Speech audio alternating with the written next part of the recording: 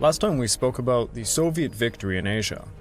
After the atomic bombings and Japan's surrender, the Soviets launched a rapid Manchurian invasion, driving towards Harbin, Mukden, Chongqing, and Beijing.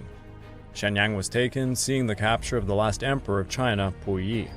The Soviets continued to advance into Korea, capturing the ports of Gansan and Pyongyang, and the occupation of South Sakhalin and the Kuril Islands, ahead of the anticipated American intervention.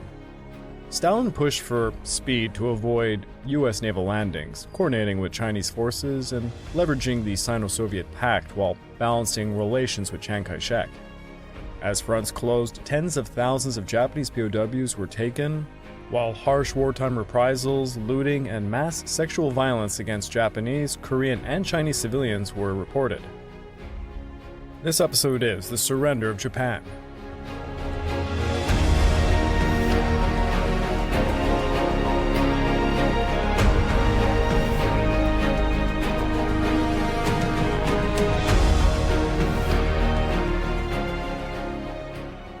Well, hello again and welcome back to the Pacific War Podcast week by week. I'm your dutiful host, Greg Watson.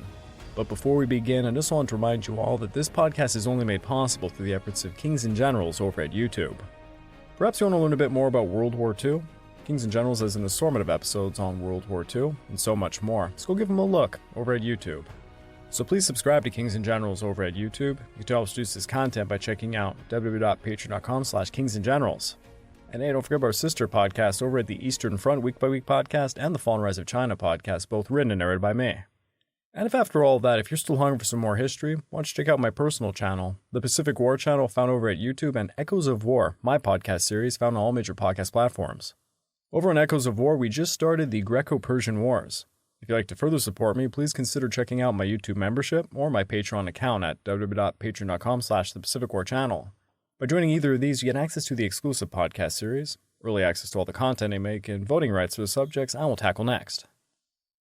With the Manchurian campaign over and Japan's surrender confirmed, we've reached the end of the Pacific War and the ushering of a new era. This entire journey took us 3 years, 8 months, and 27 days, and it's been a hell of a roller coaster.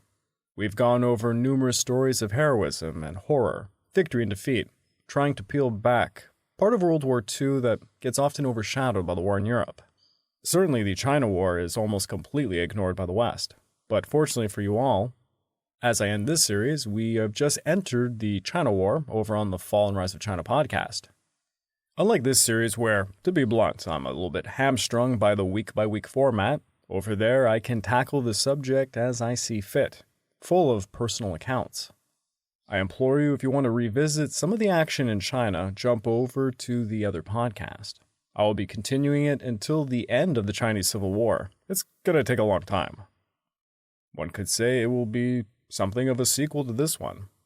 And of course, if you love this format and you want some more, you can always go check out our brand new Eastern Front Week by Week podcast, which really does match the horrors of the Pacific War.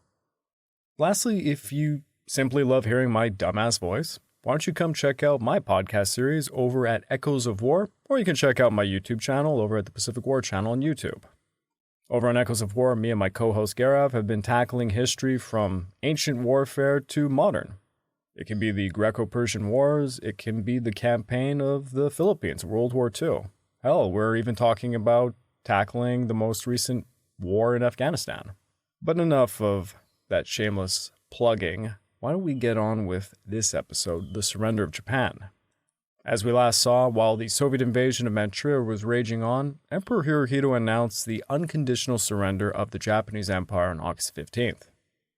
The Japanese public's reaction varied, yet most were stunned and bewildered, unable to grasp that Japan had surrendered for the first time in its history.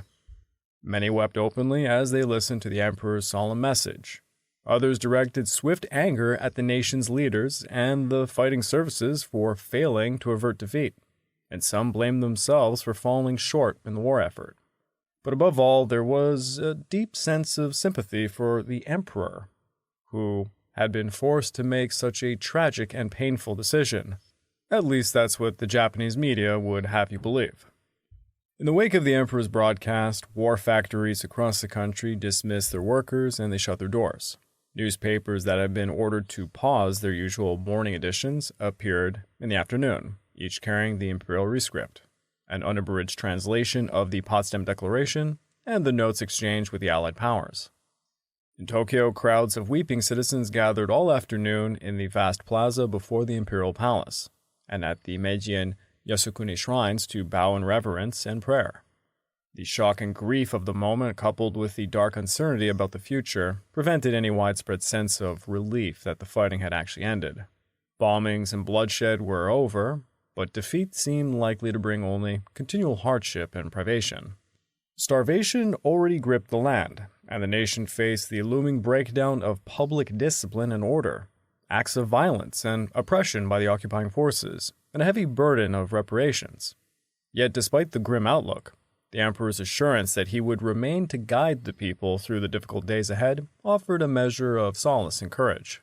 His appeal for the strict compliance with the imperial will left a lasting impression, and the refrain reverent obedience to the rescript became the rallying cry as the nation prepared to endure the consequences of capitulation. Immediately after the emperor's broadcast, Prime Minister Suzuki's cabinet tendered its collective resignation. Yet Hirohito commanded them to remain in office until a new cabinet could be formed. Accordingly, Suzuki delivered another broadcast that evening, urging the nation to unite in absolute loyalty to the throne in this grave national crisis. And he stressed that the emperor's decision to end the war had been taken out of compassion for his subjects and in careful consideration of the circumstances.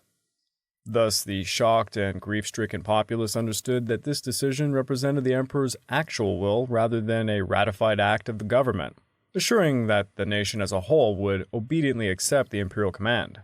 Consequently, most Japanese simply went on with their lives as best as they could. Yet some military officials, such as General Anami, chose suicide over surrender. Another key figure who committed seppuku between August the 15th and the 16th was Vice Admiral Onishi Takujiro, the father of the kamikaze. Onishi's suicide note apologized to the roughly 4,000 pilots he had sent to their deaths, and he urged all surviving young civilians to work towards building Japan and fostering peace amongst other nations. Additionally, despite being called the hero of the August 15th incident, for his peacekeeping role in the attempted coup d'etat, General Tanaka felt responsible for the damage done to Tokyo, and he shot himself on August 24th. Following the final imperial conference on August 14th, the Army's Big Three, that being War Minister Anami, Chief of the Army General Staff Imuzu, and Inspector General of the Military Training, General Kenji Dohara, met at the War Ministry together with Field Marshal Hata and Sugiyama, the senior operational commanders of the Homeland's army forces. These 5 men fixed their seals to a joint resolution pledging that the army would conduct itself in accordance with the imperial decision to the last. The resolution was endorsed immediately afterwards by General Masakaze Kawabe, the overall commander of the Army Air Forces in the homeland. In accordance with this decision, General Anami and General Imuzu separately convened meetings of their senior subordinates during the afternoon of the 14th, informing them of the outcome of the final imperial conference and directing strict obedience to the emperor's command. Shortly thereafter, special instructions to the same effect were radioed to all top operational commanders jointly in the names of the War Minister and the Chief of the Army General Staff. The Army and the Navy authorities acted promptly, and their decisive stance proved for the most part highly effective. In the Army, where the threat of upheaval was most acute, the final unequivocal decision of its top leaders to heed the emperor's will delivered a crippling blow to the smoldering coup plot by young officers to block the surrender. The conspirators had based their plans on unified action by the army as a whole. With that unified stance effectively ruled out, most of the principal plotters reluctantly abandoned their coup d'etat scheme on the afternoon of the 14th. At the same time, the weakened Imperial Japanese Navy took steps to ensure disciplined compliance with the surrender decision. Only Admiral Ugaki chose to challenge this with his final actions. After listening to Japan's defeat, Admiral Ugaki Keo's diary recorded that he had not yet received an official ceasefire order, and that since he alone was to blame for the failure of the Japanese aviators to stop the American advance, he would fly one last mission himself to embody the true spirit of Bushido. His subordinates protested, and even after Ugaki had climbed into the back seat of a Yokozuka D4Y4 of the 701st Kokutai, a dive bomber piloted by Lieutenant Tatsuo Nakatsura, Warrant Officer Akiyoshi Endo, whose place in the kamikaze roster Ugaki had usurped, also climbed into the same space that the admiral had already occupied. Thus, the aircraft containing Ugaki took off with the 3 men, piloted by Nakatsuro, with Endo providing reconnaissance and Ugaki himself rather than the 2 crew members that filled the other 10 aircraft. Before boarding his aircraft, Ugaki posed for pictures, and he removed his rank insignia from his dark green uniform, taking only a ceremonial katana given to him by Admiral Yamamoto. Elements of his last flight most likely followed the Ryukyu flyway southwest to the many small islands north of Okinawa, where U.S. forces were still on high alert at the potential end of hostilities. Endo served as a radioman during this mission, sending Ugaki's final messages, the last of which, at about 7:24 p.m., reported that the plane had begun its dive onto an American vessel. However, U.S. Navy records do not indicate any successful kamikaze attack on that day. It is likely that all aircraft on the mission, with the exception of 3 that returned due to engine problems, crashed into the ocean, or they were struck down by American anti-aircraft fire. Although there is no precise accounts of an intercept made by the Navy or Marine fighters, or the Pacific Fleet surface units against any enemy aircraft in this vicinity, at the time of surrender, it is likely the aircraft crashed into the ocean, or if it was shot down, no one reported it. In any event, the crew of the LST-926 reported finding the still smoldering remains of a cockpit with 3 bodies on the beach of Ihajima Island, with Ugaki's remains allegedly amongst them. Meanwhile, we have already covered the Truman-Stalin agreement that Japanese forces north of the 38th parallel would surrender to the Soviets while those to the south would surrender to the Americans, along with the subsequent Soviet occupation of Manchuria, North Korea, South Sakhalin, and the Kuril Islands. Yet even before the first atomic bomb was dropped, and well before the Potsdam Conference, General MacArthur and his staff were planning a peaceful occupation of Japan and the Korean Peninsula. The first edition of this plan was designated Blacklist. It appeared on July the 16th, and it called for a progressive, orderly occupation in strength of an estimated 14 major areas in Japan and 3 to 6 areas in Korea, so that the Allies could exercise unhampered control over the various phases of administration. These operations would employ 22 divisions and 3 regiments, together with air and naval elements, and they would utilize all U.S. forces immediately available in the Pacific. The plan also provided for the maximum use of existing Japanese political and administrative organizations, since these agencies already exerted effective control over the population. They could be employed to good advantage by the Allies. The final edition of Blacklist, issued on August 8th, was divided into 3 main phases of occupation. The first phase included the Kanto Plain, the Kobe, Osaka, Kyoto areas, the Nagasaki, Sasebo area in Kyushu, and the Keijo district in Korea, the Aomori, Ominato area of northern Honshu. The second phase covered the Shimonoseki, Fukuoka, and Nagoya areas, Sapporo in Hokkaido, and Fusan in Korea. The third phase comprised the Hiroshima-Kyoto area, Kochi and Shokuku, and the Okoyama, Tsuruga, and Niigata areas, Sendai in northern Honshu, Otemari and Karafuto, and the Gunsan-Zanshu area in Korea. Although the Joint Chiefs of Staff initially favored Admiral Nimitz' campus plan, which envisioned entry into Japan by Army forces only after an emergency occupation of Tokyo Bay by advanced naval units and the seizure of key positions ashore near each anchorage, MacArthur agreed that naval forces were not designed to perform the preliminary occupation of a hostile country whose ground divisions remained intact, and he contended that occupying large land areas was fundamentally an Army mission. He ultimately convinced them that the occupation by a weak Allied force might provoke resistance from dissident Japanese elements amongst the bomb-shattered populace, and could therefore lead to grave repercussions. The formal directive for the occupation of Japan, Korea, and the China coast was issued by the Joint Chiefs of Staff on August 11th. The immediate objectives were to secure the early entry of occupying forces into major strategic areas, to control critical ports, port facilities, and airfields, and to demobilize and disarm enemy troops. First priority went to the prompt occupation of Japan, second to the consolidation of Keijo in Korea, and third operations on the Chinese coast and in Formosa. MacArthur was to assume responsibility for the forces entering Japan and Korea. General Wendemeyer was assigned operational control of the forces landing on the Chinese coast, and he was instructed to coordinate his plans with Generalissimo Chiang Kai-shek.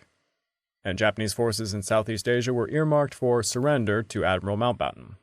With the agreement of the Soviet, Chinese, and British governments, President Truman designated MacArthur as Supreme Commander of the Allied powers on August 15th. thereby granting him final authority for the execution of the terms of surrender and occupation. In this capacity, General MacArthur promptly notified the Emperor and the Japanese government that he was authorized to arrange for the cessation of hostilities at the earliest practicable date, and directed that the Japanese forces terminate hostilities immediately and that he be notified once this was in effect. He further directed that Japan send to Manila on August 17th a, quote, competent representative empowered to receive in the name of the Emperor of Japan, the Japanese Imperial Government, and the Japanese Imperial General Headquarters certain requirements for carrying into effect the terms of surrender. General MacArthur's stipulations to the Japanese government included specific instructions regarding the journey of the Japanese representatives to Manila. The emissaries were to leave Setamizaki at the southern tip of Kyushu on the morning of August 17th. They were to travel in a Douglas DC-3 type transport plane, painted white and marked with green crosses on the wings and fuselage. They would be flying under Allied escort to the airdrome in Ujima in the Ryukyus. From there, the Japanese would be transported to Manila in a United States plane. The code designation chosen for the communication between the Japanese plane and the U.S. forces was the symbolic word Batan. Implementation challenges arose almost immediately due to disagreements within Imperial General Headquarters and the Foreign Office over the exact nature of this mission. Some officials interpreted the instructions as requiring the delegates to carry full powers to receive and agree to actual terms of surrender, effectively making them top representatives of the government and high command. Others understood the mission to be strictly preparatory, aimed only at working out technical surrender arrangements and procedures. Late in the afternoon of August 16th, a message was sent to MacArthur's headquarters seeking clarification and more time to organize the mission. MacArthur replied that signing the surrender terms would not be among the tasks of the Japanese representatives dispatched to Manila, assured the Japanese that their proposed measures were satisfactory, and pledged that every precaution would be taken to ensure the safety of the Emperor's representatives on their mission. Although preparations were made with all possible speed, on August 16th, the Japanese notified that this delegation would be somewhat delayed due to the scarcity of time allowed for its formation. At the same time, MacArthur was notified that Hirohito had issued an order commanding the entire armed forces of his nation to halt their fighting immediately. The wide dispersion and the disrupted communications of the Japanese forces, however, made the rapid and complete implementation of such an order exceedingly difficult. So it was expected that the imperial order would take approximately 2 to 12 days to reach forces throughout the Pacific and the Asiatic areas. On August 17th, the Emperor personally backed up these orders with a special rescript to the armed forces, carefully worded to massage military aversion to the surrender. Suzuki was also replaced on this date with the former commander of the General Defense Army, General Prince Higashikuni Narihiko, becoming a new prime minister with the initial task to hastily form a new cabinet capable of effectively getting through the difficult transition to peace, swiftly and without incident. The government and the Imperial General Headquarters moved quickly to hasten the preparations, but the appointment of the mission's head was held up pending the installation of the Higashikuni cabinet. The premier designate pressed for a rapid formation of the government, and on the afternoon of the 17th, the official ceremony of installation took place in the emperor's presence. Until General Shimamura could be summoned to Tokyo from the North China Area Army, Prince Higashikuni himself assumed the portfolio of war minister concurrently with premiership. Admiral Mitsumasa Yonai remained in the critical post of naval minister, and Prince Ayamoto Kanoi, by request by the Marquis Kido, entered the cabinet as minister without portfolio to act as Higashikuni's closest advisor. The foreign minister role went to Mamoru Shigemutsu, who had previously served in the Koso cabinet. With the new government installed, Prince Higashikuni broadcast to the nation on the evening of August 17th, declaring that his policies as premier would conform to the emperor's wishes, as expressed in the imperial mandate to form a cabinet. These policies were to control the armed forces, maintain public order, and surmount the national crisis, with scrupulous respect for the constitution and the imperial rescript terminating the war. The cabinet's installation removed one delay, and in the afternoon of the same day, a message from General MacArthur's headquarters clarified the mission's nature and the purpose. Based on this clarification, it was promptly decided that Lieutenant General Torashiro Kawabe, Deputy Chief of the Army General Staff, could head a delegation of 16 members, mainly representing the Army and the Naval General Staff. Kawabe was formally appointed by the Emperor on the 18th of August. By the late afternoon that same day, the data required by the Allied Supreme Commander had largely been assembled, and a message was dispatched to Manila informing General MacArthur's headquarters that the mission was prepared to depart the following morning. The itinerary received prompt approval from the Supreme Commander. Indeed, the decision to appoint a member of the imperial family, who had a respectable career in the armed forces, was aimed at both appeasing the population and reassuring the military. MacArthur appointed General Eichelberger's 8th Army to initiate the occupation unassisted through September the 22nd, at which point General Kruger's 6th Army would join the effort. General Hodge's 24th Corps was assigned to execute Operation Blacklist 40, the occupation of the Korean peninsula south of the 38th parallel. MacArthur's tentative schedule for the occupation outlined an initial advance party of 150 communications experts and engineers under Colonel Charles Tench, which would lead at Atsugi Airfield on August 23rd. Naval forces under Admiral Halsey's 3rd Fleet were to enter Tokyo Bay on August 24th, followed by MacArthur's arrival at Atsugi the next day, and the start of the main landings of airborne troops and naval and marine forces. The formal surrender instrument was to be signed aboard an American battleship in Tokyo Bay on August 28th, with initial troop landings in southern Kyushu planned for August 29th. By September the 4th, Hodge's 24th Corps was to land at Incheon and begin the occupation of South Korea. In the meantime, per MacArthur's directives, a 16-man Japanese delegation headed by Lieutenant General Kawabe Torashiro, Vice Chief of the Army General Staff, left Saito Mizaki on the morning of August 19th after landing at Iwajima. The delegation then transferred to an American transport and arrived at Nichols Field at about 6 p.m. That night, the representatives held their first conference with MacArthur's staff, led by Lieutenant General Richard Sutherland. During the 2 days of conference, American linguists scanned, translated, and photostated the various reports, maps, and charts the Japanese had brought with them. Negotiations also resulted in permission for the Japanese to supervise the disarmament and demobilization of their own armed forces under Allied supervision, and provided for 3 extra days of preparations before the first occupying unit landed on the Japanese home islands, and that would be on August 26th. At the close of the conference, Kawabe was handed the documents containing the requirements of the Supreme Commander for the Allied powers, which concerned the arrival of the first echelons of Allied forces, the formal surrender ceremony, and the reception of the occupational forces. Also given were a draft imperial proclamation by which the Emperor would accept the terms of the Potsdam Declaration and command his subjects to cease hostilities, a copy of General Order No. 1, by which the Imperial General Headquarters would direct all military and naval commanders to lay down their arms and surrender their units to designated Allied commanders, and the instrument of surrender itself, which would be later signed on board of an American battleship in Tokyo Bay. After the Manila Conference ended, the Japanese delegation began to return to Japan at about 1 p.m. on August 20th, but due to mechanical problems and a forced landing near Hamamatsu, they did not reach Tokyo until August 21st. With the scheduled arrival of the advance party of the Allied occupational forces only 5 days away, the Japanese immediately began disarming combat units in the initial occupation areas and evacuating them from those areas.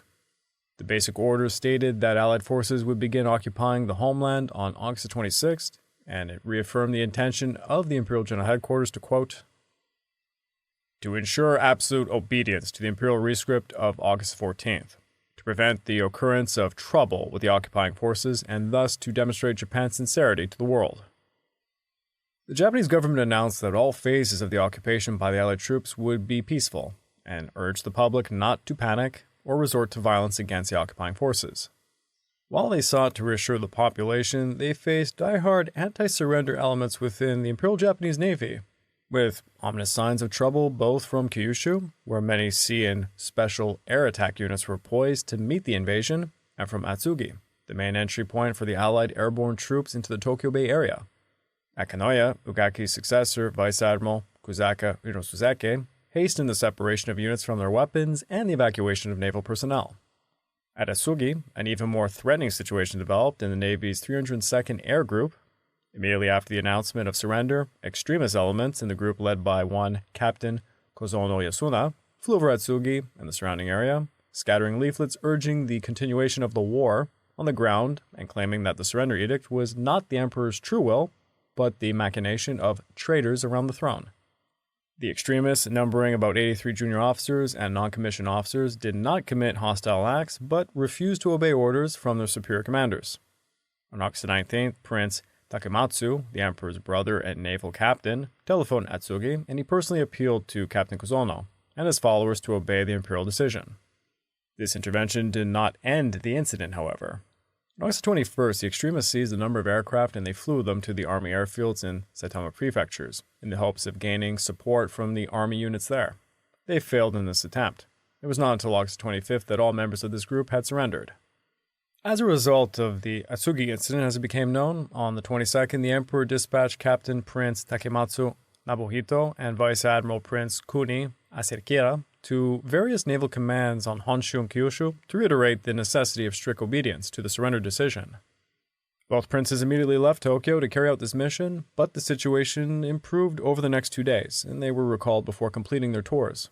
By this point, a typhoon had struck the Kanto region on the night of August 22nd, causing heavy damage and interrupting communications and transport vital for evacuating troops from the occupational zone. This led to further delays in Japan's preparations for the arrival of the occupational forces, and the Americans ultimately agreed to a 2-day postponement of the preliminary landings. On August 27th, at about 10:30 a.m., elements of the 3rd Fleet entered Sagami Bay as the first step in the delayed occupational schedule. At 9 a.m. on the 28th, Tenchi's advance party landed at Atsugi to complete technical arrangements for the arrival of the main forces. 2 days later, the main body of the airborne occupational forces began streaming into Atsugi, while naval and marine forces simultaneously landed at Yokozuka on the south shore of Tokyo Bay. There were no signs of resistance, and the initial occupation proceeded successfully. Shortly after, at 2 o'clock, a famous C-54, by the name Bataan, in large letters on its nose, circled the field and glided in for the landing. General MacArthur stepped from the aircraft, accompanied by General Sutherland and his staff officers. The operation proceeded smoothly. MacArthur paused momentarily to inspect the airfield, then climbed into a waiting automobile to drive to Yokohama. Thousands of Japanese troops were posted along the 15 miles of road from Atsugi to Yokohama to guard the route of the Allied motor cavalcade as it proceeded to the temporary SCAP headquarters in Japan's great seaport city. The Supreme Commander established his headquarters provisionally in the Yokohama Customs House. The headquarters of the American 8th Army and the Far East Air Force were also established in Yokohama, and representatives of the United States Pacific Fleet were attached to the Supreme Commander's headquarters. The intensive preparation and excitement surrounding the first landings on the Japanese mainland did not interfere with the mission of affording relief and rescue to Allied personnel who were internees or prisoners in Japan. Despite bad weather delaying the occupational operation, units of the Far East Air Forces and planes from the 3rd Fleet continued their surveillance missions. On August 25th, they began dropping relief supplies, food, medicine, and clothing to Allied soldiers and civilians in prisoner-of-war camps and internment camps across the main islands. While the advanced echelon of the occupational forces was still in Okinawa, mercy teams were organized to accompany the first elements of the 8th Army headquarters. Immediately after the initial landings, these teams established contact with the Swiss and Swedish legations, the International Red Cross, the United States Navy, and the Japanese Liaison Office, and they rushed to expedite the release and evacuation whenever necessary of thousands of Allied internees. On September the 1st, the reconnaissance troop of the 11th Airborne Division conducted a subsidiary airlift operation, flying from Atsugi to occupy Kisarazu Airfield, and on the morning of September the 2nd, the 1st Cavalry Division began landings at Yokohama to secure most of the strategic areas along the shores of Tokyo Bay, with Tokyo itself remaining unoccupied. Concurrently, the surrender ceremony took place aboard Halsey's flagship, the USS Missouri, crowded with representatives of the United Nations that had participated in the Pacific War. General MacArthur presided over the ceremony, and with the following words, he inaugurated the proceedings which would ring down the curtain of the war in the Pacific.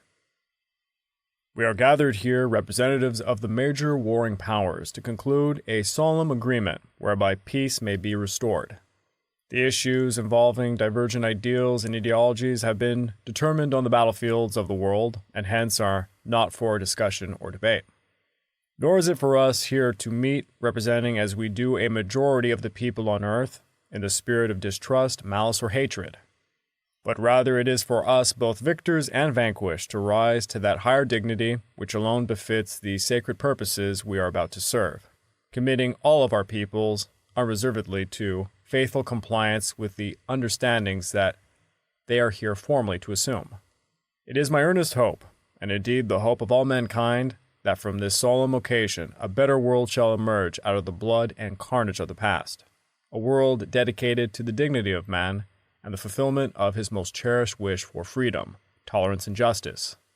The terms and conditions upon which the surrender of the Japanese imperial forces is here to be given and accepted are contained in the instrument of surrender now before you. The Supreme Commander then invited the 2 Japanese plenipotentiaries to sign the duplicate surrender documents, Foreign Minister Shigemitsu on behalf of the Emperor and the Japanese government, and General Imuzu for the Japanese Imperial General Headquarters. General MacArthur then called forward 2 famous former prisoners of the Japanese to stand behind him, while he himself affixed his signature to the formal acceptance of surrender, those being General Jonathan Wainwright, the hero of Bataan and Corregidor, and Lieutenant General Sir Arthur Percival, who had been forced to yield the British stronghold at Singapore. General MacArthur was followed in turn by Admiral Nimitz, who signed on behalf of the United States.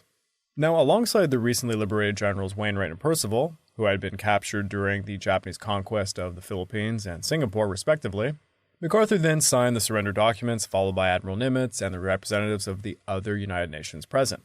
The instrument of surrender was completely signed within 20 minutes. Shortly thereafter, MacArthur broadcast the announcement of peace to the world, famously saying, "Today the guns are silent."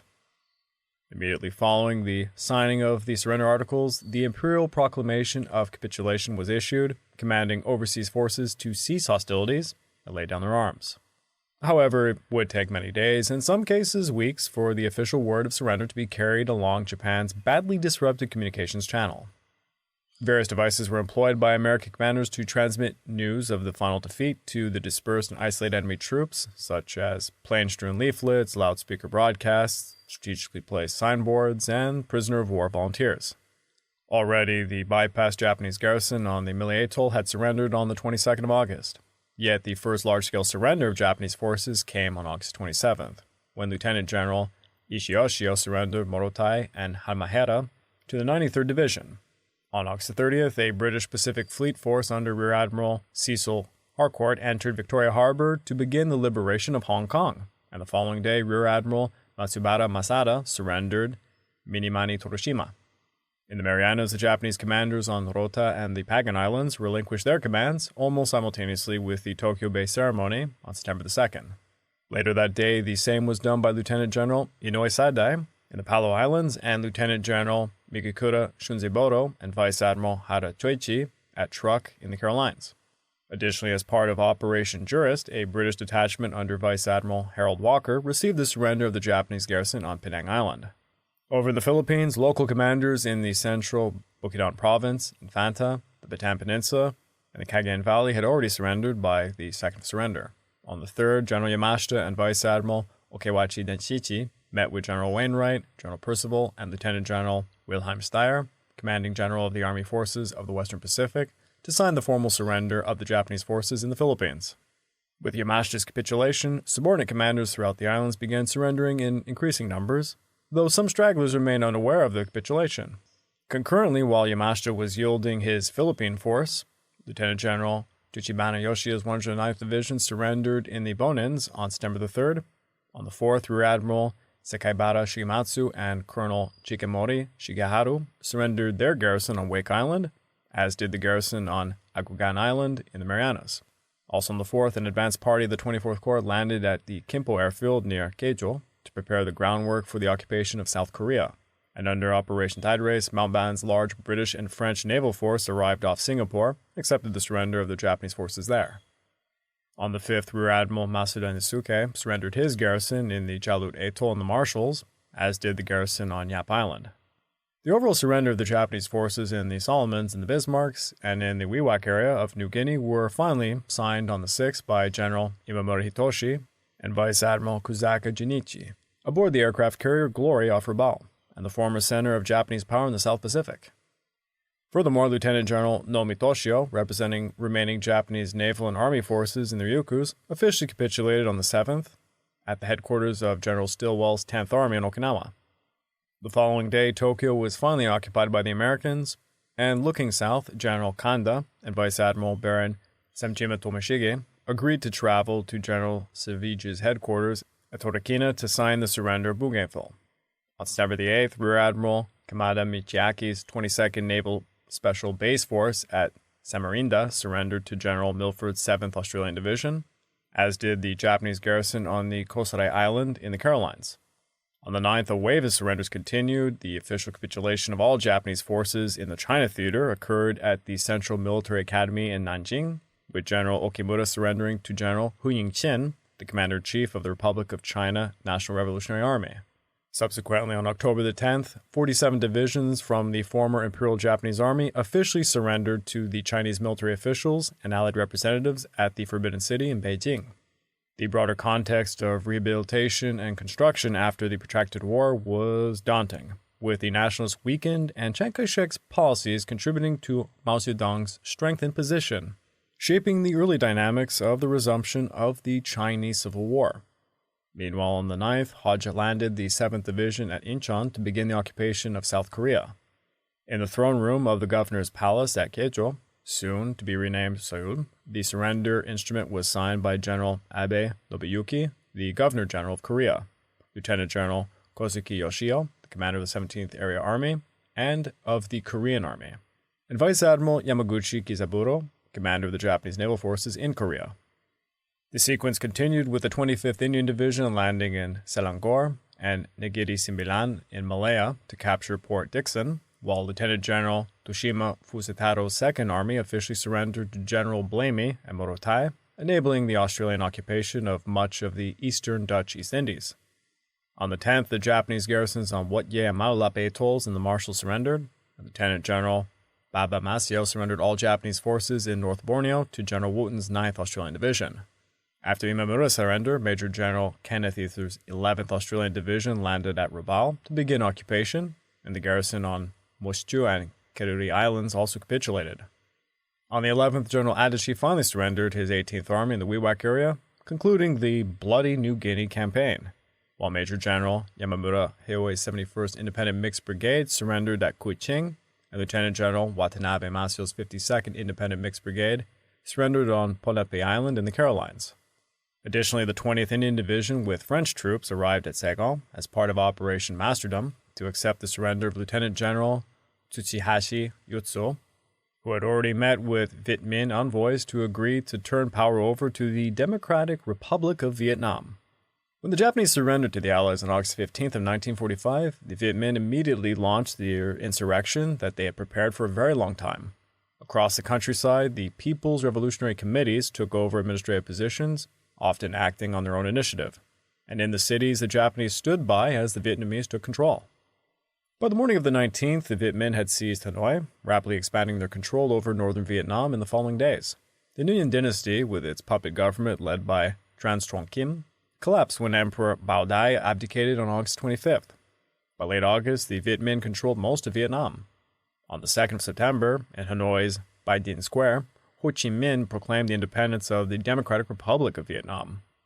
As the Viet Minh began extending control across the country, the new government's attention turned to the arrival of Allied troops and the French, who were attempting to reassert their colonial authority, signaling the onset of a new and contentious phase in Vietnam's struggle.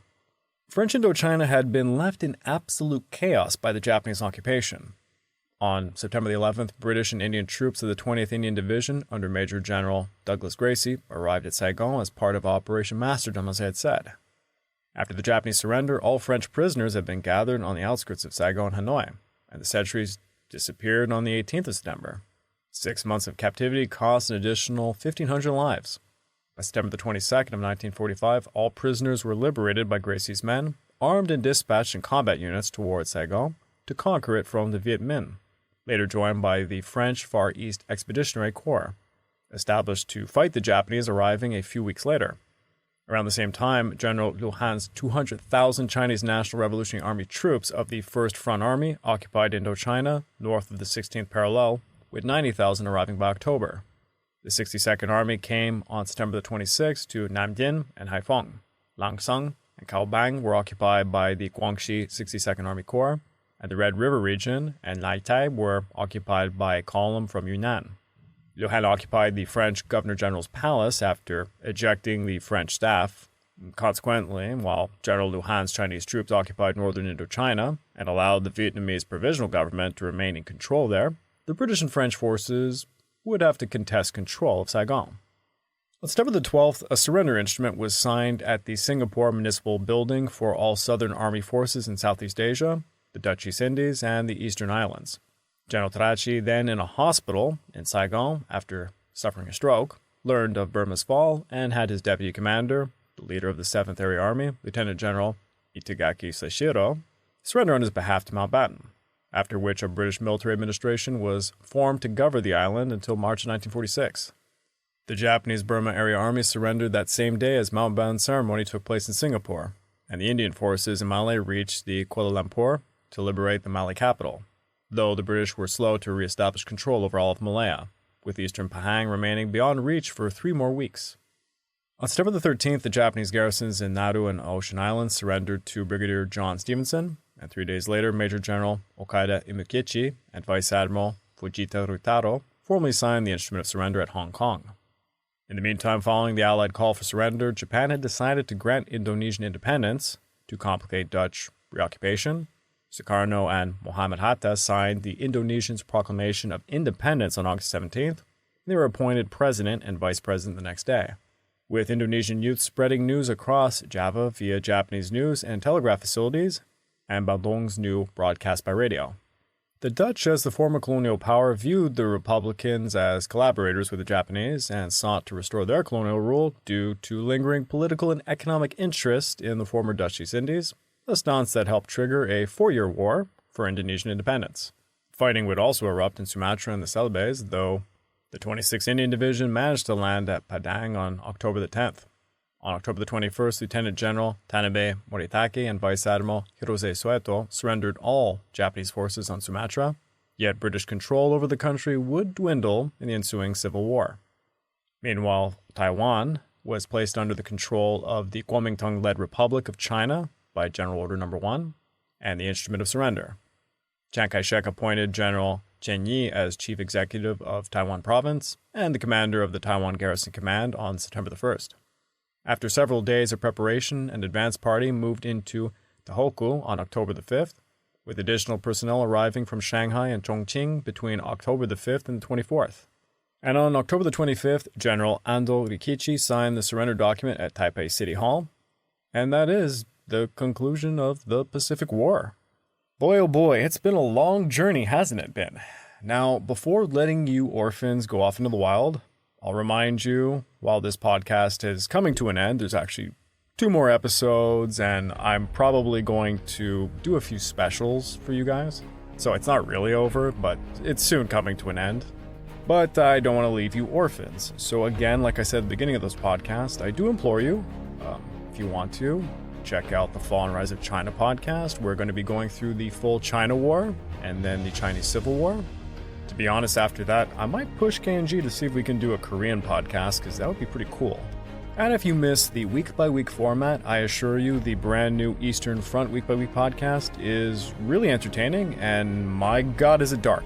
I mean, we talk about a lot of dark stuff in the China theater here, but boy oh boy, the Eastern Front is something special. And of course, atop all of that, I gotta say it, I have my own podcast series, of course, Echoes of War.